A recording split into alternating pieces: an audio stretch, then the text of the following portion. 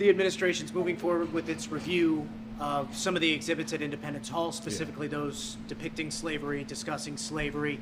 Just wanted to get your thoughts on that. Yeah, I shared some thoughts on this the other day.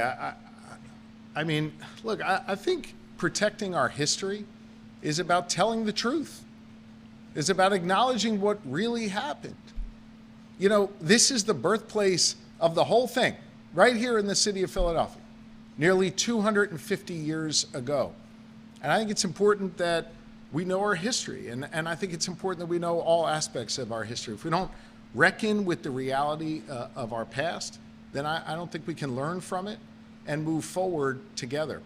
So, you know, I think the fight that we have for freedom continues to this day, and the way that we perfect our union, the way we expand freedom, is by understanding our history, so we know the future and we know the destination that we are trying to get to.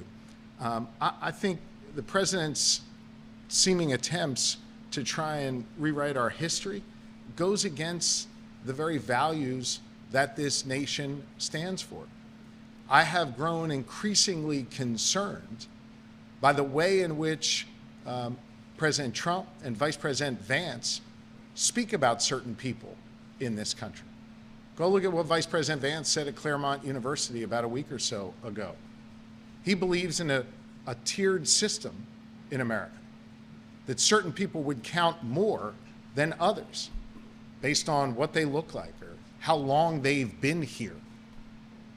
We're a nation of immigrants here. We are a nation that has been warm and welcoming to all people who come here and pledge allegiance to this flag, pledge allegiance to this common purpose. I do not believe that trying to erase our shared history or try and put Americans into certain buckets or tier Americans based on who J.D. Vance or Donald Trump thinks count more or is more important than others, I don't believe that that's the American way. I think there is a battle for the soul of this nation going on right now. I think there is a battle for making sure that here in America, we still respect everyone, no matter what they look like, where they come from, who they love, or who they pray to.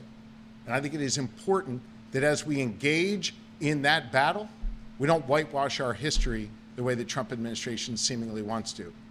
The city of Philadelphia, the Commonwealth of Pennsylvania, has been central to the history of this nation, and we're going to protect that.